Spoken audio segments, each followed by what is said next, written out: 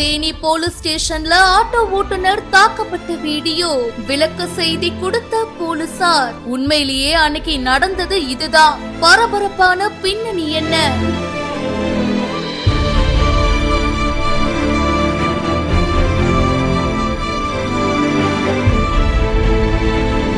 தேவதானப்பட்டியை சேர்ந்த ரமேஷ் அப்படின்றவரு கடந்த ஜனவரி மாசம் 14ஆம் தேதி 12:30 மணி அளவுல தேவதானப்பட்டி அரிசி கடை பேருந்து நிறுத்தம் பக்கத்துல பொதுமக்கள் ஒண்ணு கூடி பொங்கல் விழா கொண்டாடிட்டு இருந்தப்போ அந்த நபர் பாத்தீங்கன்னா பொதுமக்களுக்கு அச்சுறுத்தல் ஏற்படுத்தும் வகையில நடந்து கொண்டாரு அப்படின்னும் போக்குவரத்துக்கு இடையூறா இருந்தாரு அப்படின்னும் அதுல சொல்லப்பட்டிருக்கு. இந்த தகவலின் அடிப்படையில போலீசார் போலீஸ் ஸ்டேஷனுக்கு அவரை கூட்டிட்டு வந்திருக்காங்க. போலீஸ் ஸ்டேஷன்லயும் குடிபோதையில தகராறு சென்றவர ஆய்வாளர் மற்றும் உடன் பணிபுரிந்த காவலர்கள் அவரை கட்டுப்படுத்தி இருக்காங்க. அவர் மேல வழக்கு பதிவு பண்ணி அதுக்கப்புறமா முறையான நிலைய பிணையில விடுவிக்கப்பட்டாரு. அந்த நபரை கட்டுப்படுத்த முயற்சி பண்ணப்போ அதிகப்படியான பல பிரயோகம் பயன்படுத்தப்பட்டுள்ளது அப்படின்ற விவரம் தெரிய வருது. இந்த சம்பவம் பத்தி எந்த ஒரு புகாரும் கொடுக்கல. இது சம்பந்தமா விசாரணை செஞ்சு அறிக்கை சமர்ப்பிக்க கூடுதல் காவல் கண்காணிப்பாளர் அவர்கள் நியமிக்கப்பட்டிருக்காரு. விசாரணை பண்ணிட்டு உரிய நடவடிக்கை எடுக்கப்படும் அப்படின்னு சொல்லியிருக்காங்க. இந்த வீடியோ பத்தின உங்களுடைய கருத்துக்களை